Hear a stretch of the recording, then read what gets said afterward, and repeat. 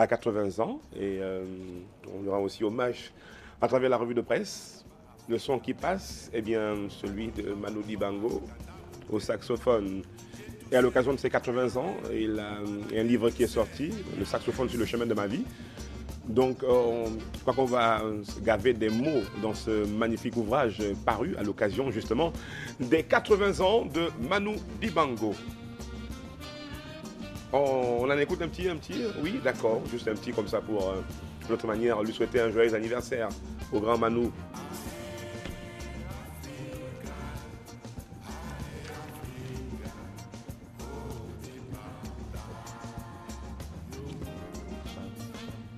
C'est du bon, merci, bienvenue à tous.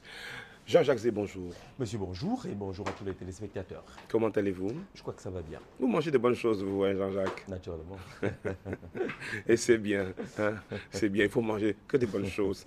Jean-Jacques, on va démarrer tout de suite par la météo. Est-ce que c'est parce qu'il fait un temps quand même un peu gris? Oui, sur le plan du climat, naturellement, le temps est un peu gris ce matin.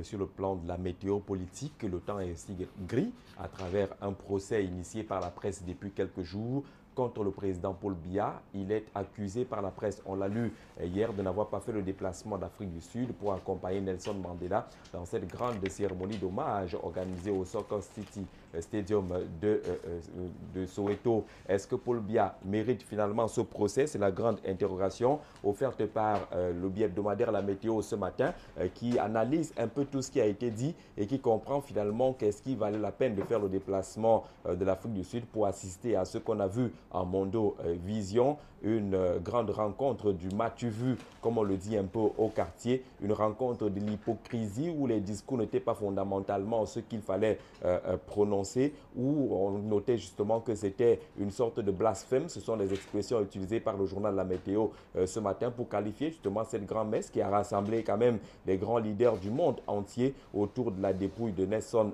Mandela. Le chef de l'État camerounais n'était pas présent, même si on le sait, le journal le mentionne, qu'il avait déjà adressé un message de condoléances à Jacob Zuma, le président de la République sud-africaine, avec des mots très profonds qui sont d'ailleurs cités par notre confrère ce matin. Mais le journal rappelle également que les grandes douleurs ne sont pas forcément les plus bruyantes. Les grandes douleurs sont généralement muettes. C'est une pensée qu'il faut pouvoir respecter. Ceux-là qui font le procès au président Paul Biya aujourd'hui ont-ils seulement oublié la mobilisation qu'il avait manifestée lors des décès du roi Hassan II du côté du Maroc, ou même le président Omar Bongo Ondimba du côté du Gabon? Quelques exemples cités par notre confrère ce matin qui voulait trancher justement dans le cadre de ces débats pour indiquer tout simplement que peut-être que le chef de l'État a choisi, en se faisant représenter par Pierre Mokoko-Mbondjo, de ne pas participer à cette grande célébration de l'hypocrisie telle qu'on l'a vu du côté de l'Afrique du Sud.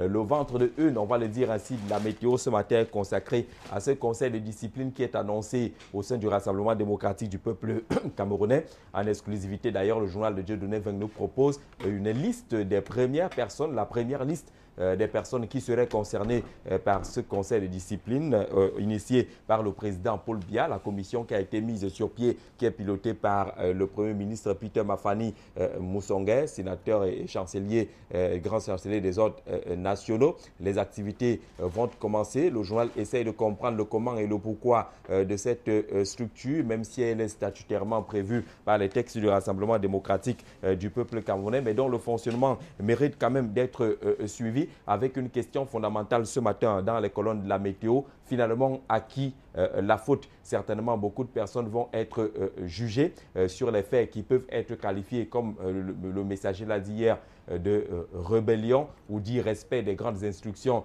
du comité central du RDPC. Mais la faute ne serait-elle pas tout simplement le fait que certains pontes du régime aient choisi d'imposer à la tête de quelques municipalités ou bien à l'Assemblée nationale les personnes qui leur sont proches, au mépris justement des exigences de la base? Les têtes vont tomber, le journal le dit, mais dans la manipulation. Et c'est le grand risque soulevé par notre confrère ce matin, qui craint justement qu'on le plonge dans la manipulation, même s'il y a quelques responsabilités qui peuvent être dégagées. Le cas parmi les noms cités par notre confrère ce matin de Marafa Amidou Yaya, qui peut être considéré, comme on le sait, dans le RDPC comme une sorte de rebelle ou une tête de Turc. Il y a également quelques cas qui sont mentionnés dans cette liste de personnes personnalités concernées par ce conseil de discipline du RDPC, mais le journal semble être convaincu que la faute est ailleurs.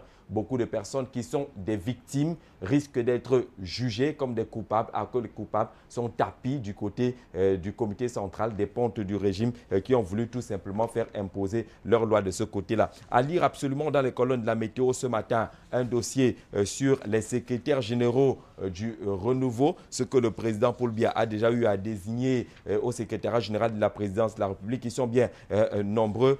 Sadou Daoudou, David Abouem à Choyi, les noms sont nombreux. Jean Kouete, Paul Tessa, Edouard Akemen Foum, Joseph Oona, Amadou Ali, Jean-Marie Atongana Mbara, chacun ayant particulièrement sa particularité dans cette lecture, un dossier pratiquement de 3 pages proposé par notre confrère ce matin. Le Messager est dans les kiosques et nous parle justement de ce conseil de discipline du RDPC. Et si les envoyés du RDPC étaient des indisciplinés, s'interroge le journal au pied de une ce matin au sujet justement de cette liste qui est déjà en circulation, mais qui semble être une sorte de hors-sujet, comme le dit souvent un illustre membre du RDPC, d'ailleurs cité dans les colonnes de Le Messager ce matin. Peut-être qu'on est en train de s'intéresser justement à ceux-là qui, comme on l'a dit, sont peut-être des victimes et non ce que Charles Ateba Yene considère comme ceux qui ont bafoué la circulaire de Biya, qui devraient être considérés comme des véritables indisciplinés et qui seraient, comme Le Messager aime bien le dire, des rebelles du Rassemblement démocratique du peuple camerounais. D'ailleurs, le nom de Charles Ateba Yene est cité parmi ces indisciplinés, entre guillemets, du comité central du RDPC, aux côtés des noms tels que Messanga Nyamding du côté de Yabassi, qui semble être accusé d'avoir contribué à l'échec du RDPC de ce côté-là. On dit d'ailleurs dans les colonnes des journaux ce matin que selon cette accusation, il aurait participé à animer la campagne plutôt de l'adversaire pour démontrer justement que Pierre Moukoko Mbondjo est un impopulaire du côté de Yabassi. On accuse Charles Ateba Yene par exemple de n'avoir pas accepté d'aller participer à la campagne électorale dans l'océan. On cite d'ailleurs quelques-uns de ses propos. Il disait qu'il ne veut pas aller laver les caca et les pipis causés par les dirigeants du RDPC de ce côté-là. Et ceux qui lui voudraient justement cette poursuite-là, joint au téléphone par nos confrères, il semble indiquer justement que c'est là l'erreur. Ce qu'il faut traquer aujourd'hui, c'est ceux qui ont bafoué les instructions du président national du RDPC. D'ailleurs, il est l'auteur d'un livre qui porte sur la grande indiscipline au sein du RDPC, un livre qu'il avait publié justement pour stigmatiser les cas d'indiscipline qui devenaient de plus en plus nombreux au sein de ce parti. Le Messager consacre sa grande une et tout en noir à cette guerre ouverte qui existe désormais entre sénateurs et députés. On le sait justement au sortir de l'examen et de l'adoption du budget de l'année 2014 au Cameroun. Le Sénat n'a pas défendu son enveloppe budgétaire de 14 milliards de francs CFA, ce qui a déchaîné une sorte de courroux et qui semble aujourd'hui diviser les deux chambres du Parlement camerounais, entre la chambre basse et la chambre haute, et qui appelle justement une meilleure lecture des textes à ce niveau-là. Mutation, pour sa part, s'intéresse aux activités du contrôle supérieur de l'État qui annonce 1005 dossiers qui sont en instruction là-bas du côté du contrôle supérieur de l'État. Et on apprend d'ailleurs en parcourant l'article proposé par le journal des Aviers Messieurs ce matin que le Consupé a décidé sur instruction du président de la République de passer à la vitesse supérieure. D'ailleurs, le comité interministériel qui a été mis sur pied pour essayer d'accélérer et veiller au suivi des décisions du contrôle supérieur de l'État est déjà en activité. Nous apprend également le journal Mutation ce matin. Mais sur les 1005 dossiers qui sont signalés, la plupart de ces dossiers-là viennent de l'exécution du budget d'investissement public. Pratiquement 952 dossiers contre 53 dossiers d'autres éléments divers qui sont retenus par le contrôle supérieur de l'État. Dans Mutation également, on peut s'intéresser à cette sortie des patrons de presse, les éditeurs, qui constatent justement qu'après leur dernière sortie, au lendemain de la suspension de quelques titres au Cameroun, eh bien rien n'a été fait. Il n'y a pas eu un suivi, une avancée à ce sujet-là. Ils se sont encore réunis hier mercredi au siège de Le Jour du côté de Yaoundé pour porter justement la revendication. Cette fois-ci, ils entendent rencontrer à partir d'aujourd'hui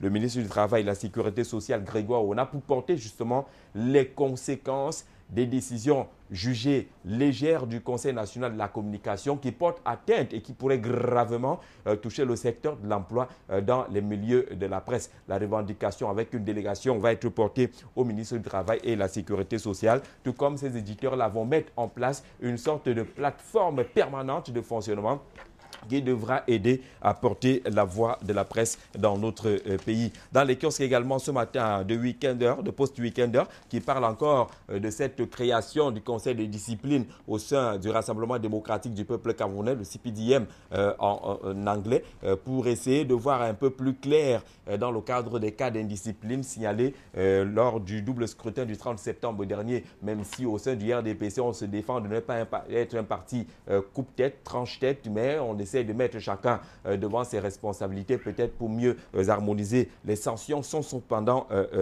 prévues. Le journal Dominus et dans les kiosques également ce matin, c'était bimensuel d'information et de détente qui s'occupe un peu de l'augmentation des salaires très attendus dans notre pays et qui n'a jamais vu le jour. Qui sont-ils ceux qui bloquent finalement l'augmentation des salaires dans notre pays? On voit bien qu'ils parlent des individus, mais également des faits, des institutions qui pourraient retarder cette augmentation des salaires dans notre pays. Dans cette lecture, le journal constate également qu'il y a des facteurs endogènes et des facteurs exogènes de ce côté-là, notamment des facteurs endogènes. Il parle de la grande partie du budget national qui est consacrée plutôt au fonctionnement de l'appareil étatique et qui ne devrait pas permettre d'avoir des tapis conduisant à une éventuelle augmentation des salaires. La faiblesse de l'investissement public dans l'économie nationale également est citée comme l'un des goulots d'étranglement et qui empêche la mise en place de cette augmentation des salaires. Il y a la difficulté des pouvoirs publics à maîtriser son fichier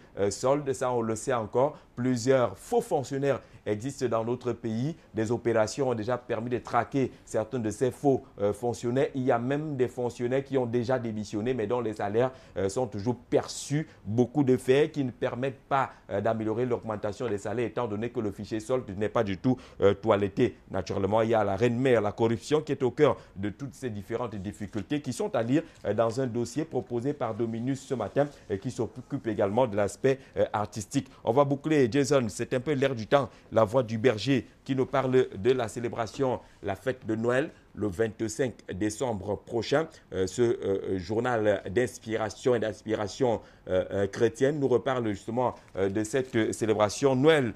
Un crime contre Dieu, c'est le grand titre choisi par ce journal ce matin qui revient sur les origines de Noël et pourquoi la date du 25 décembre. Quelles sont les idées fausses les plus répandues en ce qui concerne la naissance de Jésus-Christ, mais également ce que signifient les traditions de Noël. C'est à lire absolument dans ce journal. Vous verrez d'ailleurs à la grande une des zones, il y a une image. C'est un couteau planté dans la Bible et il y a du sang qui coule. Dis donc. Alors franchement, image très très très forte. Hein. Voilà. Il y a certainement une signification derrière lorsqu'on aura parcouru entièrement les colonnes de la voix du berger. En tout cas, Jean-Jacques Zé, vous méritez plus qu'un bon café. Hein. Ne partez pas bien loin parce que pendant que la revue de presse de Yaoundé sera en train de passer, vous et moi, on va prendre un bon petit café. Vous le méritez bien. Merci pour cette invitation si généreuse. Vous repartirez en rédaction avec votre jus de fruits naturel réalisé par les filles là-bas. Ouh là là, elles sont formidables. Formidables comme notre ami Javis Nana en place là-bas à Yaoundé, prêt pour la revue de presse. Javis Nana, il fait beau, paraît-il, à Yaoundé ce matin. Bienvenue, bonjour.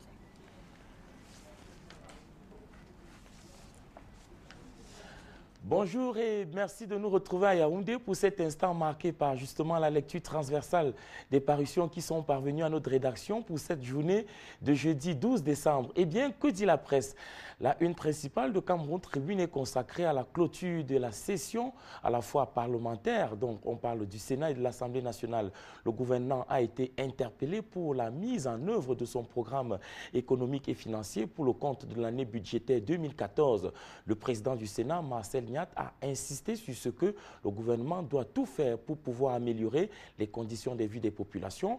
Quant au président de l'Assemblée nationale, Kava Yégué Djibril, il a simplement rappelé de mettre en place un dispositif qui va permettre aux Camerounais de ressentir efficacement la mise en route de ces projets. La une principale de Cameroun Tribune s'arrête pour dire que la clôture de cette session à la fois à l'Assemblée nationale et au Sénat était une occasion pour le Premier ministre Yann Philémon de discuter en présence des présidents des deux chambres et c'était sous l'œil attentif du secrétaire général, le ministre Ferdinand Gongo, secrétaire général donc, de la présidence de la République. Cameroun Tribune nous propose également en seconde une information particulièrement grave dans le milieu scolaire. C'est au collège de la Retraite.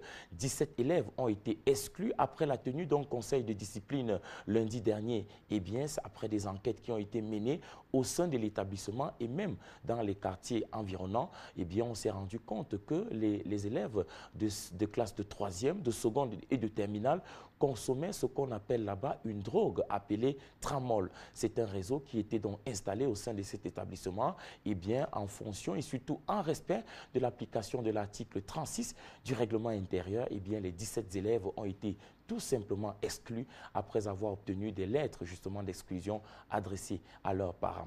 Autre information, Ali, et c'est en kiosque édition de ce matin, il y a Prospective Nouvelle qui donne la parole au président de l'Assemblée nationale. C'est un entretien exclusif, Ali, dans le journal de Jean-Baptiste Biaye. La longévité au perchoir, le président Kavaye Yégué Djibril dit et précise que seul le président de la République sait où mettre le Camerounais qui peut être utile à la nation. Dans cet entretien réalisé sous les bons offices de Issa Abba, le responsable de la communication de l'Assemblée nationale, on apprend que Kavaye Yégué Djibril est présent à l'hémicycle de Ngouaïkélé depuis un peu plus de 40 ans. Eh bien, c'est un entretien exclusif à lire en une principale de Prospective Nouvelle. Et en pied de une, bien évidemment, c'est hommage à Nelson Mandela. Prospective Nouvelle nous dit que Mandela est immortel au regard de la grande mobilisation mondiale qui lui est aujourd'hui consacrée. Nelson Mandela, de Yaoundé à Paris, en passant par New York et même Pretoria, eh bien, les obsèques sont en passe de devenir un moment exceptionnel de mobilisation. En attendant, nous dit Jean-Baptiste Biaye dans son éditorial, eh bien, Nelson Mandela n'est pas mort, il dort tout simplement. Le directeur de publication de Prospective Nouvelle précise que Nelson Mandela est rentré dans le panthéon des personnalités qui ont marqué bien notre époque. Eh bien, Nelson Mandela n'est pas mort, il dort. Éditorial de Jean-Baptiste Biaye, à lire dans son édition de Prospective Nouvelle, qui est en kiosque ce matin. À lire également cet autre hommage à Nelson Mandela, c'est le journal qui nous propose en version anglaise et qui est dans les kiosques ce matin. Le journal Eden précise au revoir Mandela pour dire que l'icône de la lutte contre l'apartheid quitte le monde avec tout le respect qui lui est dû. Au revoir Mandela, sa vie, ses œuvres et surtout son action pour la mobilisation et la paix dans le monde. Nelson Mandela quitte la scène. Le journal Eden lui accorde une pleine pour dire tout simplement que Nelson Mandela est également resté un homme intègre et à respecter absolument. C'est un portrait, un dossier de 4 pages à lire dans le journal Eden, édition de ce jeudi matin. Le jour, quant à lui, s'arrête sur une enquête dans les ministères. Eh bien, que se passe-t-il dans nos départements ministériels avec cette série d'incendies? Le quotidien bleu est descendu sur le terrain au centre administratif pour simplement préciser que ce sont des incendies qui suscitent la réflexion. Que cachent les incendies dans les ministères? Eh bien, la dernière en date, c'est au ministère de la Santé publique où un incendie a ravagé une dizaine de bureaux au 4e et au 5e étage de ce département ministériel. Est-ce qu'il s'agit de dissiper simplement des documents ou bien d'empêcher aux enquêteurs du contrôle supérieur de l'État d'accéder à des documents? Le journal Le Jour nous dit que ces incendies ne sont pas simplement fortuites. C'est une enquête à lire en page 3 dans son édition de ce matin.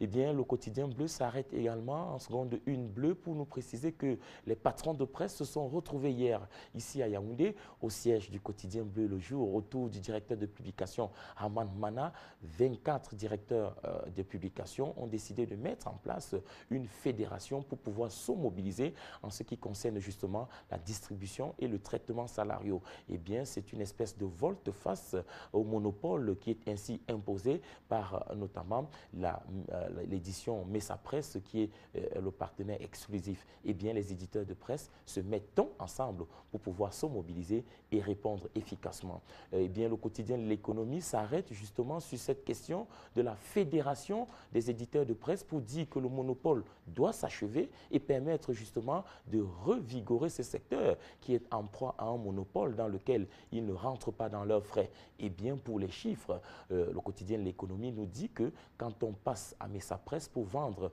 une publication, eh bien cette entreprise-là se tape la part du lion, un peu plus de 60% des recettes. Eh bien les directeurs de publication veulent justement refaire tomber cette balance. La une principale du quotidien de l'économie est consacrée à Actis, le repreneur de AES Sonel. L'information tourne autour d'un chiffre, un peu plus de 575 milliards de francs CFA. Eh bien, Actis vient de lever des fonds auprès de 3 pays, les États-Unis, l'Asie, notamment la Chine, avec notamment la Grande-Bretagne, qui se sont mobilisés pour pouvoir donner un coup de pouce dans cette stratégie Actis Énergie 3. Eh bien, l'entreprise, la firme internationale, si vous voulez, qui va reprendre AES Sonel, se trouve aussi au-delà de ses attentes, parce qu'il s'agissait de trouver 375 milliards de francs CFA avant d'arriver dans notre pays et dans les autres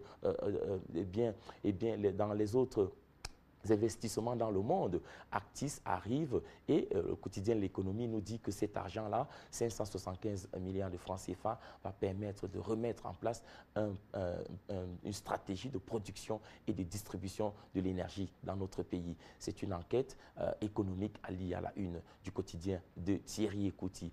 Information alliée également, c'est dans Génération Libre qui a mené une enquête dans les morgues de la cité capitale Yaoundé et bien dans les établissements hospitaliers. L'enquête du journal de Joseph Fotsofonio nous apprend que c'est un désarroi total.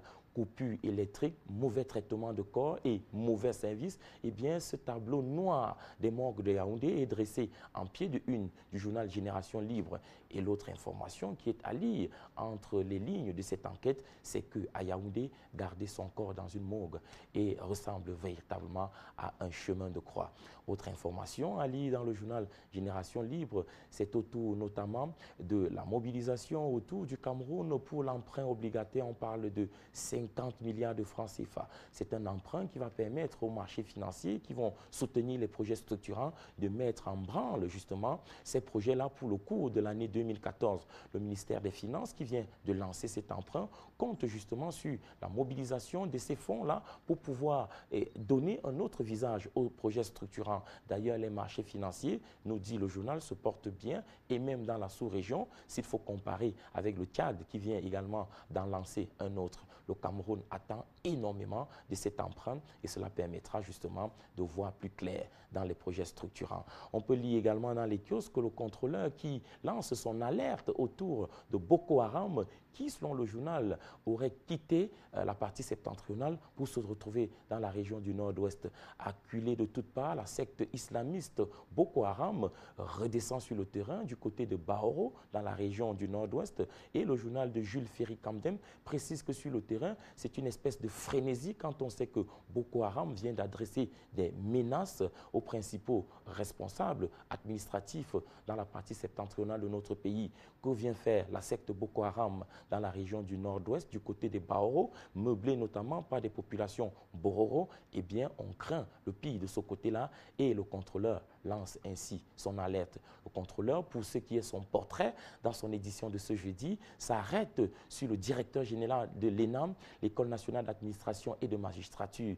Linus Toussaint Mendiana est dressé dans un portrait qui précise que c'est un parcours atypique. Après avoir occupé les responsabilités de sous-préfet dans le sud du côté de Saint-Mélima, de préfet ici à Yaoundé dans le 3e arrondissement et même de sous-préfet du côté de Soie, eh bien celui-là qui a été détaché de la direction organique à la présidence de la République a atterri à la direction générale de l'ENAM depuis le 13 mars 2012. Il trône et veut imposer un rythme, justement, la formation des administrateurs de qualité dans une administration qui est critiquée. Linus Toussaint Mendiana, c'est le portrait du contrôleur à lire dans son édition de ce matin. Une autre interview à laquelle je vous invite pour un partage d'informations, c'est autour du goléador Roger Mila. Le journal Hebdo est en kiosque avec en une principale une déclaration quelque peu forte. Volker Fink n'est pas un vrai entraîneur. Entretien bien, du goléador Roger Mila, qui précise que pour participer efficacement à la compétition, notamment la Coupe du Monde brésilienne qui arrive pour 2014, eh bien, on doit mettre l'accent sur la préparation. Mais malheureusement, dit l'ambassadeur itinérant, le profil de l'entraîneur suscite quelques réflexions. C'est un entretien à lire en une principale du journal Hebdo qui est en kiosque. Et seconde une, c'est le FEICOM qui est dressé ici comme une entreprise performance. Eh bien, le Fonds d'équipement et d'intervention intercommunale vient de recevoir un prix pour sa bonne gouvernance. Le prix a été remis du côté de l'Occident et le journal Hebdo nous dit que c'est un prix à verser au compte d'un management moderne qui s'est mis en place sous les bons soins de son directeur général. De la bonne gouvernance, il en faut. Et le journal Hebdo nous dit qu'au FEICOM, c'est un exemple. Voilà, Jason, l'essentiel des parutions qui sont arrivées à notre rédaction. Il ne me reste plus qu'à vous souhaiter une très bonne journée et on se retrouve demain vendredi pour l'acte final de cette semaine. Très bonne continuation. Bonne continuation aussi à vous parce que vous ne vous arrêtez pas là, vous allez partir pour votre rédaction là-bas à Yaoundé pour préparer les différentes éditions donc apparaître sur Canal 2 International en journée. Merci encore.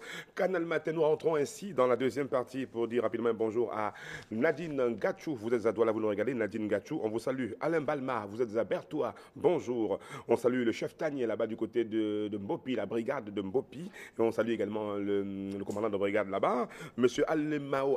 Ah non, vous êtes à Yaoundé, vous saluez Abon Joël, Moussa aussi, et vous pensez également, Moussa qui est, oui, c'est Alain Joël, voilà, on a Abon Joël, voilà, à la mairie de Yaoundé, et Moussa, qui est, c'est Pacha, Moussa à la Cour suprême. Monsieur Zoki et pour Frédéric, vous êtes proviseur au lycée de Manengouba, on vous salue. Abraham Bouri à Yaoundé, bonjour. Fadi, vous êtes à Maroua, on vous salue, merci beaucoup de regarder Canal Matin. Tout de suite, deuxième partie avec ce concert qui s'annonce dans quelques jours. Regardez un petit peu l'artiste.